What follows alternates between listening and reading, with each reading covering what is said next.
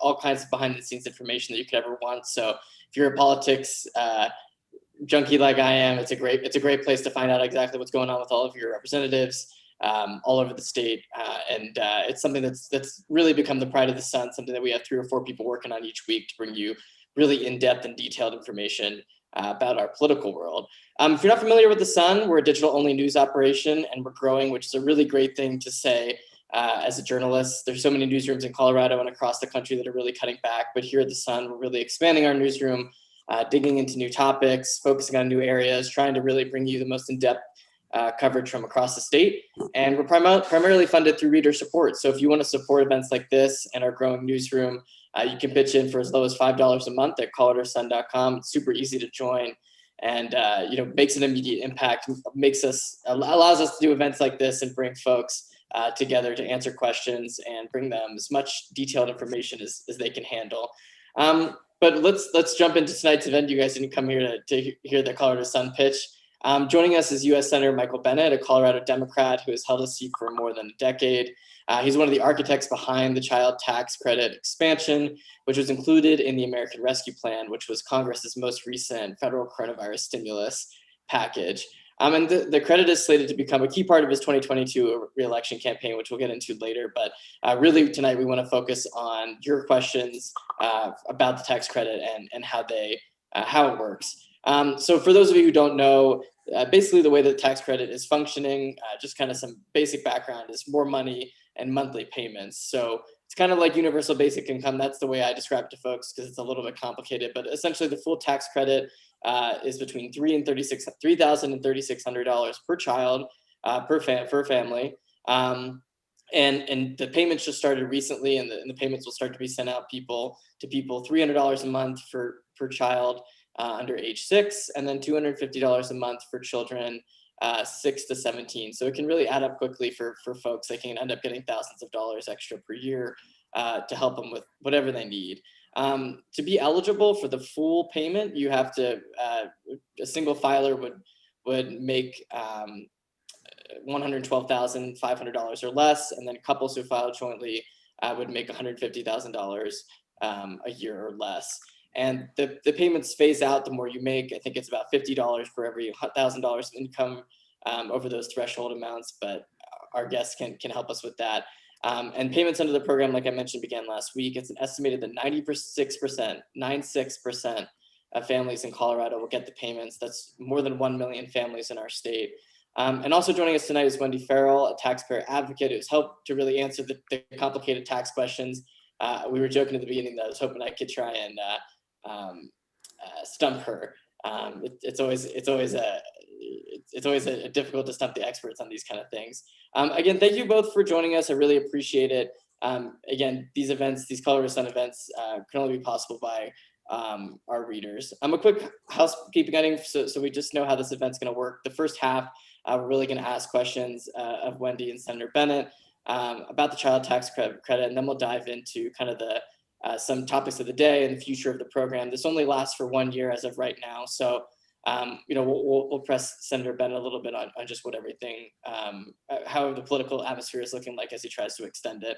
And as always, as all of our Colorado Sun events, you can always submit a question to questions@coloradosun.com anytime during the event or through the Q&A feature, and we'll make sure that somebody will make sure that I get them, and I'll try and ask as many as we can.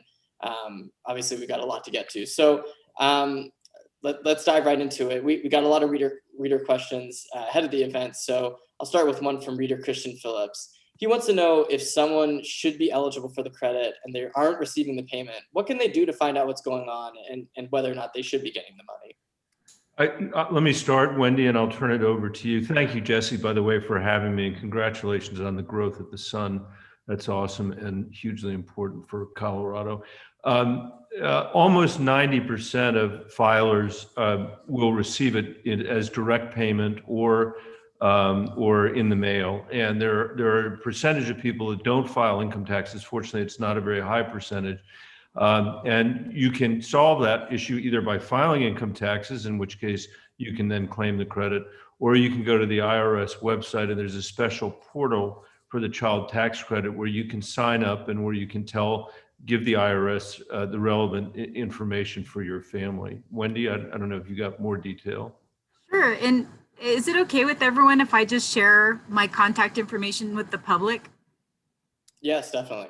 Okay, because we can help. A lot of times dealing with the IRS is difficult. And especially now when we're having the stimulus money and this expanded child tax credit, things like that, the IRS is overwhelmed with what's been going on since COVID started. And so, so I'm the executive director of Denver Asset Building Coalition, and we are a nonprofit that helps people with their taxes and any tax issues. We prepare the tax returns, but we also work very closely with the IRS to help resolve issues. So we're happy to have those people that are caught up in some kind of glitch in the system contact us to help them navigate a very difficult situation. You know, we're happy to help them. And so our website is www.denverabc.org. And you can Google us and just look for DABC is our nickname. Find us, call us, leave a message. We'll get back to you. We don't have a huge staff, but we're very effective. We work very closely with the IRS and the Taxpayer Advocate Office to resolve these issues, because sometimes it's not a matter of what you've been doing and doing everything correctly. It could just be you're falling through the cracks, and we're here to help you figure out what's going on. So please contact us. Yeah, I do think the question, Jesse, is so important, because there are people that are often the people in the most difficult economic straits in our country and in our state that aren't filers. And so my office is working with 100 organizations across the state of Colorado to make sure we're going out to try to find people. So every person that Wendy can help will be a person that we don't have to go find. And I think all of us working together will get to everybody in the end. And I should have just mentioned this at the top, but Wendy Farrell is a nonpartisan taxpayer advocate, whereas Senator Michael Bennett is partisan, though he works across the aisle. Hey. So let me ask you another question, Wendy. This might be best for you from Christian. He also wanted to know how the child tax credit expansion will impact public benefits eligibility. So for someone who gets, other kinds of public benefits, will this affect them at all?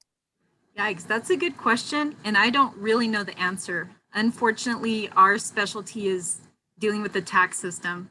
And yes, taxes, that touches on just about everything we do.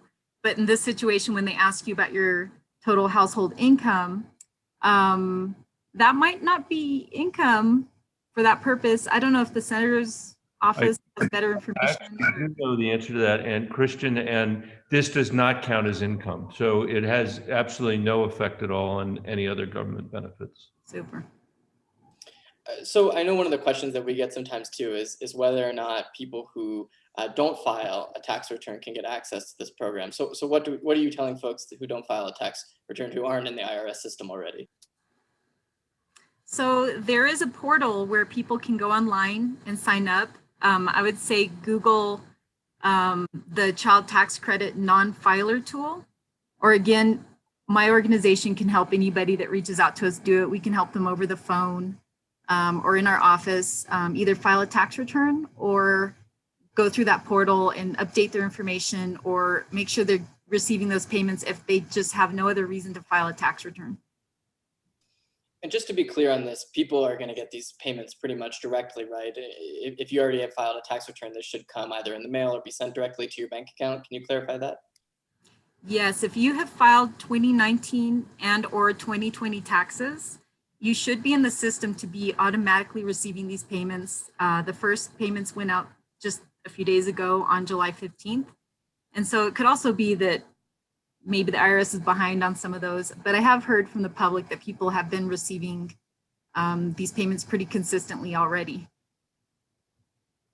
One of the questions that one of our readers wanted to know was what happens to people who are unbanked? A lot of lower income folks don't actually access banking services already. Would that affect them at all in their ability to get these funds? Yes, sort of. Those people should be receiving those payments by mail. I have run into a huge number of clients who've had trouble with their mail this year because of COVID. The mail system also is not perfect, not to disparage them, they're wonderful, but there are things that happen.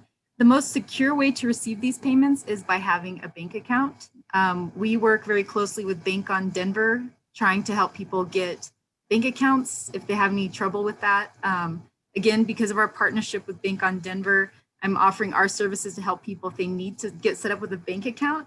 These bank accounts would be free or very low cost for people. And so they can always reach out to my organization, to DABC, for help getting those bank accounts, because that's a much more secure way to get these payments. Senator, maybe you can answer this question from our reader, Pam Gale. She wanted to know if there's going to be access, assistance at resource centers, social services, I think similar to what your organization does, Wendy, at food banks, to make sure that people can really get, contact the IRS and be put into the system. That's, as I said earlier, we're working with 100 organizations across the state. We put toolkits in their hands to be able to make sure that advocates and other people around Colorado that work with low-income people in the state are helping make sure that people understand this and are pushing people toward it. We've had some luck over the years with the earned income tax credit in various states across the country, using groups like that to sign people up. And we always knew we were going to have to do that with the group of people in our country that are hardest to reach, and that's why we've got a plan to try to reach them. It's not going to happen overnight, but we're going to work as quickly as we can.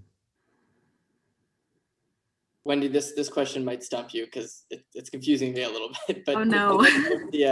She was asking that her daughter's dad and she alternate claiming their daughter on their taxes. He claims in even years, she claims in odd years. He makes about $75,000. She makes about $45,000. He has her about 40% of the time, and she has custody 60%. And we had a few questions along this vein, like what do parents who are divorced, who split their children, how can they claim the tax credit? We can give you a very general answer, because getting into the issue of who claims the children in which years and whether there's a divorce or other type of decree involved is on a whole different level. But what's going to happen is you mentioned that this taxpayer, she claims the child in odd number years. So we're currently in 2021. Next year, when she goes to file her taxes, if she claims that child, she will get the full amount of that child tax credit as a part of her refund with that tax return. So her ex, who claims the child and possibly is getting the child tax credit this year based on his previous filings, might end up owing tax if he took too much in the way of the child tax credits. That's why there is a tool on the IRS website. It's something to Google. I apologize, I only have my one little tiny laptop here, or I'd look it up. But you can look up opting out of the child tax credit if you believe that you should not be receiving those payments this year, because it might end up that you owe next year or have some kind of, tax bill, or you receive less of a refund than you expected. So hopefully that answered her question. And I believe there are some people who may want to opt out of the tax credit, correct? Can you kind of provide a list of folks who might want to think about opting out? Sure. The most obvious ones that would consider opting out are the people who know that they are not going to claim the child on next year's tax return. So that would be the upcoming tax return for the year 2021. If they know they're not going to claim the child on that, but they get this money, it is going to be reconciled on their tax return next year. So they might end up owing. And then there's some people that really like getting a large tax refund. They use it as a way to save money for major expenses. And so they can opt out of the child tax credit payments right now if they just want to receive everything as a lump sum next year. Senator Bennett, we're going to talk a little bit about the politics of the child tax credit later on in the event, but this question I think is maybe appropriate to be asked now. Our reader Bob Canick wants to know why that the phase out for this tax credit is at such a high level. He says it seems wasteful to be giving such a credit to people who make, say, $100,000 per year or more. So why are folks, 96% of Colorado families, as I mentioned, are going to be claiming this? Why is this so universal? I think that it's universal because that was the line that we drew at the American Recovery Plan, Rescue Plan, basically for anything like this in the plan, including the checks that went out last year. And I think that it's an appropriate place to cut it off. I mean, it does mean that 90% or more of America's kids are going to benefit from it, but families that are, at $112,000 as a single parent, or $150,000 or as a couple, I think can use the tax cut, and it can help them. Of course, the reason I worked on this so hard for so long is that it also has the effect of cutting childhood poverty in this country almost in half. And for Colorado's kids, that means there are tons of children who have never benefited from the child tax credit because it wasn't fully refundable and it didn't reach the poorest children in our state. And so I think there's a lot of appeal to something that on the one hand cuts childhood poverty in half, and on the other hand is going to be useful to 90% of the children in Colorado. Kind of along those veins. And by the way, I would say also this to the question about is it not targeted. I will say, if you look at the distribution tables of this tax cut and consider who the beneficiaries are, this is the most progressive tax legislation we've passed in Washington in generations, if ever. And that what I mean by that is the largest amount of this goes to the poorest people in the country. Then the next amount goes in aggregate. Then the next largest amount goes to the next poorest people. The next largest amount goes to the next poorest people. Washington usually, habitually, does the opposite, which is give the wealthiest people in America tax cuts and leave out working people. Finally, this is a tax cut for working people and for the middle class. Senator, kind of along those veins, I know you just mentioned that this is one of the studies has shown that this could potentially reduce child poverty in America and cut it in half. But one of our readers wants to know, what will this do for folks who don't have kids? Is there an effect on people, who haven't had kids yet or later in life don't have kids? What would you say to them? I'd say a couple of things. I'd say we live in a country with one of the highest childhood poverty rates in the industrialized world. It's disgraceful. I think we're at 38th or 39th out of 41 industrialized countries. The poorest population in America are children, and childhood poverty costs our country $1 trillion a year, and because of the attendant effects of childhood poverty. So I think all of us as Americans have a reason to not want childhood poverty to be a permanent feature of our economy or a permanent feature of our democracy. And I think that our children should have who, by the way, don't decide whether they're going to be born poor or not, should have a reasonable expectation that they're going to be born in a country that's got childhood poverty rates that are more closely coupled to our economic competitors. So that's the first thing I would say. The second thing I'd say is we did also in that same bill, not the child tax credit bill, but a different bill, substantially increase the earned income tax credit for childless workers. The child tax credit bill was Bennett Brown. That other bill was Brown Bennett. And that is going to lift a bunch of individual Americans without kids out of poverty. Both were important. The child tax credit just happens to be much bigger overall. Wendy, a couple of technical questions from some of our readers. Lisa Thomas wants to know how and whether parents who have a child who's born this year can register to take advantage of the child tax credit expansion. We had another reader also say that they're having a child in another week or two who's going to be born. Will they be able to take advantage of the expanded tax credit? Yes, they will get the expanded tax credit. And I believe through the tool, the IRS tool, they can add additional children and update information. If they have any trouble, again, with that, please reach out to me. I'm happy to help them and walk them through it, make sure it gets done. But definitely on their tax return for 2021, they're going to be claiming that child as a dependent. They will get the credit. And this one might be an easy question. One of our readers wants to know, they're a couple, they make $380,000 a year as a married couple with one child. Would they qualify for the tax credit? No, their income is too high. I believe that I don't know the end of the phase out, but the phase out for a married couple begins at 150,000. So they would not receive that child tax credit. And Senator Bennett, we'll talk about this a little bit later, but another question from a reader is, did I read that the child care tax benefit is in danger of being cut? I know it's a little more complicated than that, but maybe do you want to answer the question? The child tax credit or child care tax credit, Jesse?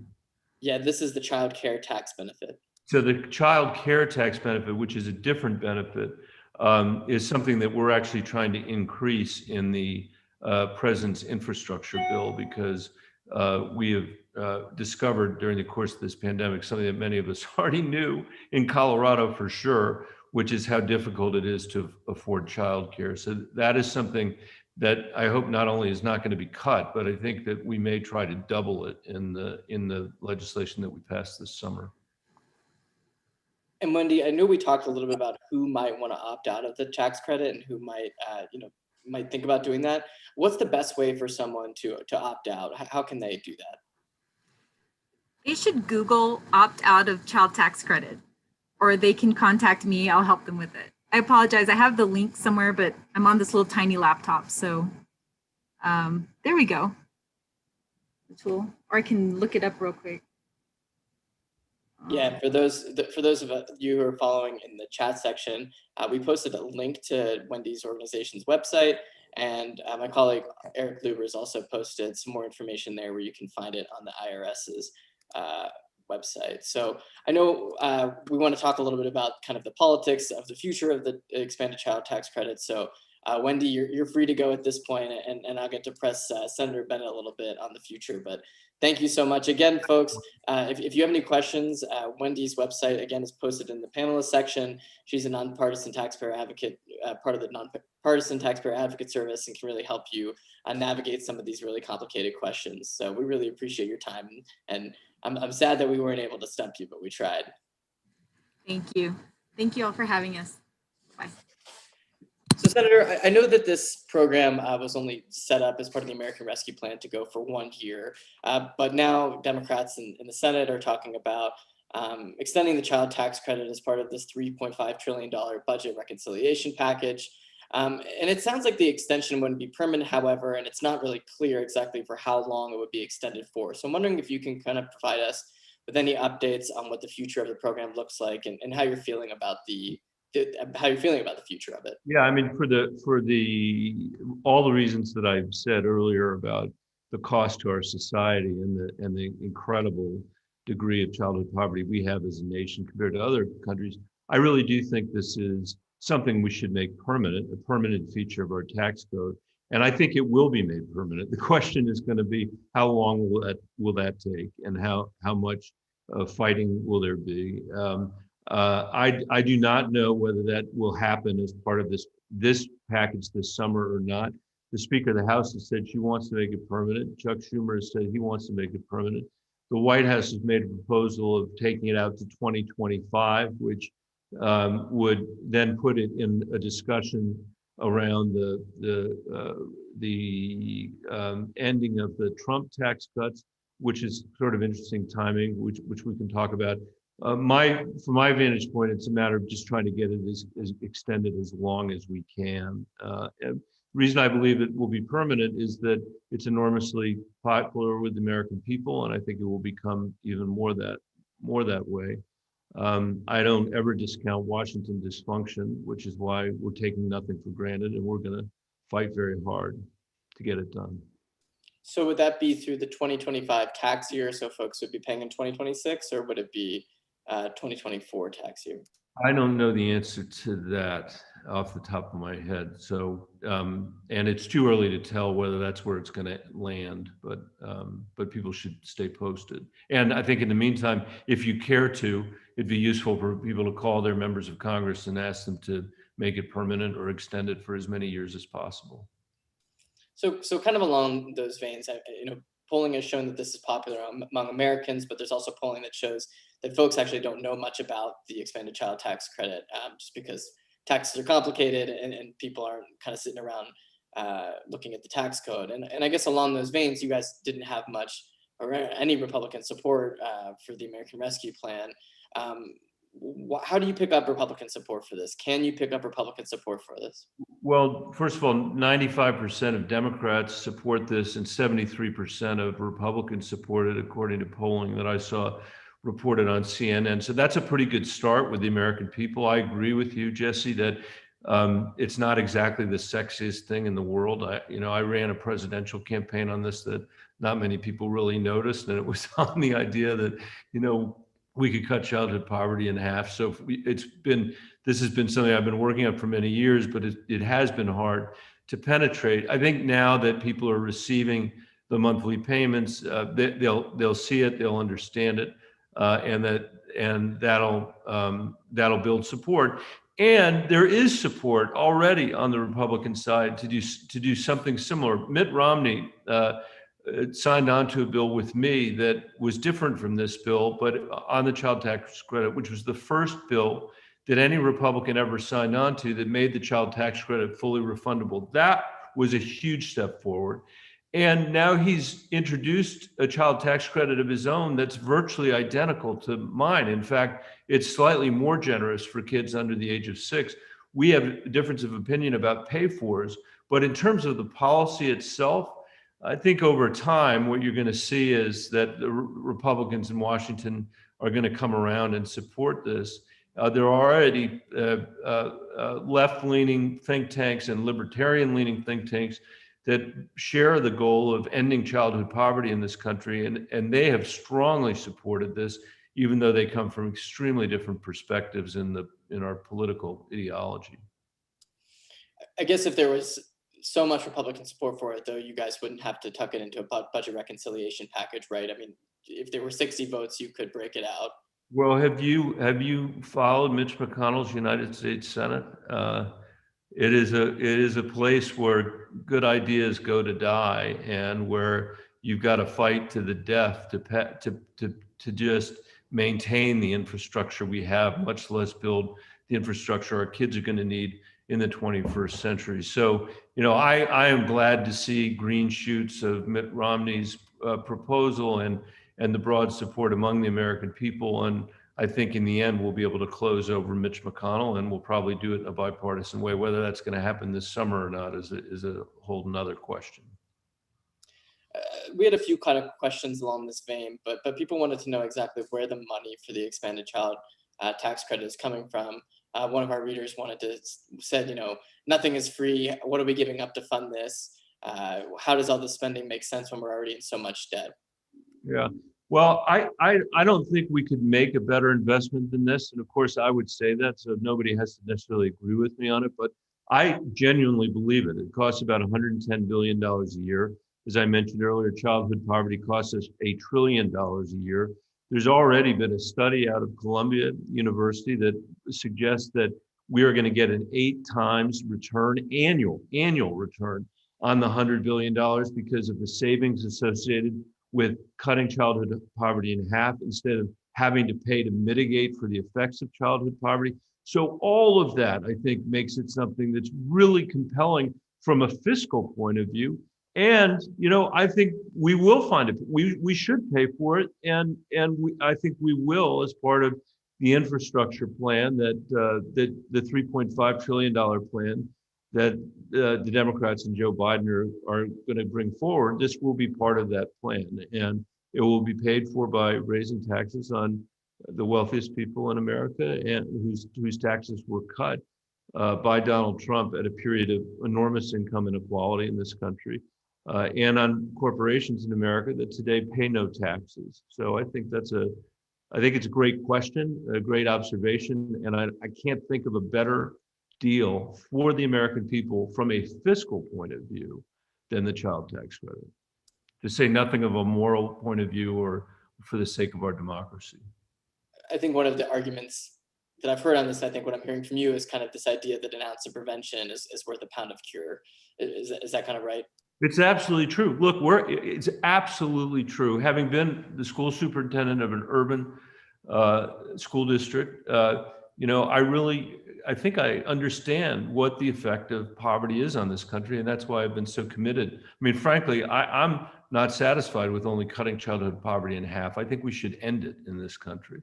But you're right about penny wise and pound foolish. We're facing exactly the same thing with the investment I'm trying to get the administration and the Senate and the House to make in our national forests, to spend money upfront to do the fire mitigation and the watershed protection. We're spending the money anyway. We're spending the money fighting fires. It costs $50,000 an acre to fight a fire versus the upfront cost of $1,500 an acre. It's a very similar thing to this.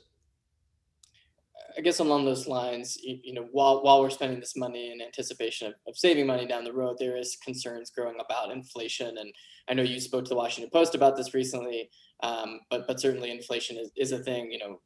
Where everyone's seeing it, whether they're paying for gas or home building materials, whatever.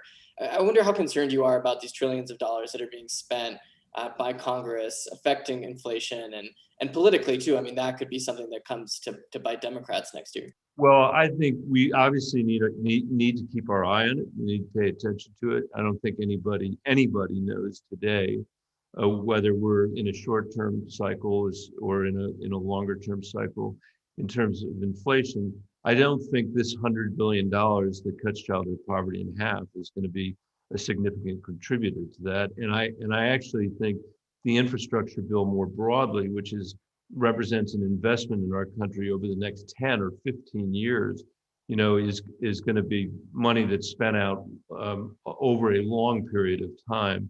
It's not the same as the money that we had to spend during the depths of the recession and during the depths of COVID. So we've got to pay attention to this, and we got to make sure we manage it effectively. You're a guy who spent a lot of time working in the economy before you went into politics. I'm kind of curious, just broadly, how you're feeling about the U.S. economy coming out of the pandemic. If you're feeling confident about where the nation is headed. Assuming that we don't get we don't have another COVID disaster, and people really should get vaccinated if they haven't, because that is the uncertainty here. That's the uncertainty about whether our businesses are going to remain open. That's the uncertainty about whether our schools are going to be open and remain open. But assuming that we don't have a disaster and that we don't have one globally, I think that the chances are that our economy is going to show very strong economic growth. Now, my main concern, Jesse, is whether that economic growth is shared by all Americans. And for the 50 years leading up to this pandemic, we had an economy that worked really well for the top 10% of Americans, but didn't work well for anybody else. And I see that strain everywhere I travel in Colorado, where people can't afford housing or healthcare or higher education or early childhood education or daycare. They can't save, and so what we need is not just an economy that grows, but an economy that grows for everybody. And I think there is the real opportunity with this new administration to put in place a set of policies that will not only create an economy that grows for everybody, but will allow this democracy to compete effectively with an authoritarian regime in China. And those two things are very closely related to each other. And I'm actually feeling optimistic that we're going to rise to the challenge. In our final few minutes here, I just kind of want to ask you some news of the day questions that build off of what you're talking about.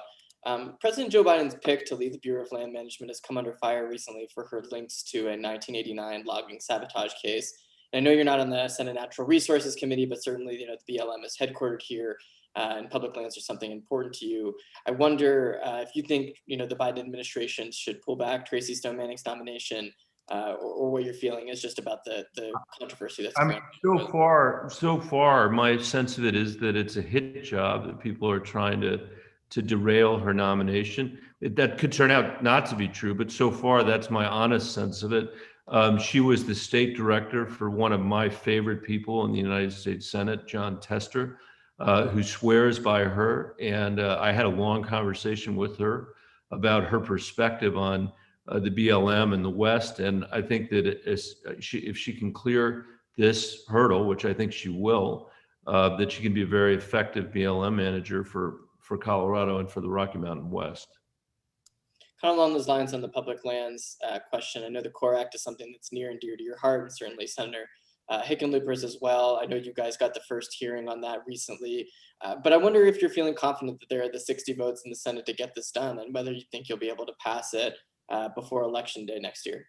I really hope we're going to pass it this year. Joe Neguse has passed it through the House, I think, twice. I keep telling him to slow down because he's starting to make me look bad. But I'm hoping we can pass it this year. And that, whether it has 60 votes, is going to depend on whether we can put together a bipartisan package of public lands bills and pass it on something like the National Defense Authorization Act, which is typically, I know that sounds strange, but it's typically where this kind of bipartisan work is done later this year. The fact that we've had the hearing, or we're having the hearing, or had the hearing, I guess, is a very positive development. I've talked to Joe Manchin, who's the chair of the committee, repeatedly about this. In fact, I've got a meeting with him tomorrow as well. So we're going to keep pushing it and pushing it and pushing it. It would be the most significant public lands bill that we've passed in Colorado in about a quarter of a century, and it's broadly supported in our state. President Biden had an interesting remark on Friday that I know grabbed a lot of headlines about Facebook and the misinformation that's been spreading on there about vaccinations.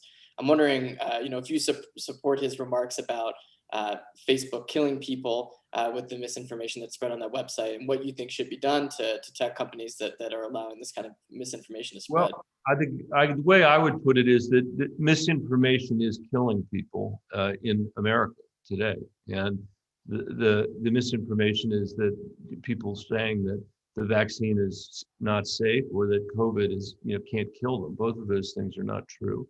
What I just said might get used on the internet improperly, and I hope that it won't, because people definitely need to get vaccinated. And I think the social media companies have a responsibility to police this content. Mark Zuckerberg has an unbelievably sophomoric view of the First Amendment and his responsibility to the American people and to the public. And we are going to be considering on Capitol Hill what we need to do to address these issues. And it's not just the vaccine question. There are obviously questions lingering about how millions of American citizens could be fed these conspiracy theories over and over again by social media companies that take absolutely no responsibility for what anybody says on their platform. That is corrosive to our democracy. I think actually it's corrosive to the First Amendment as well.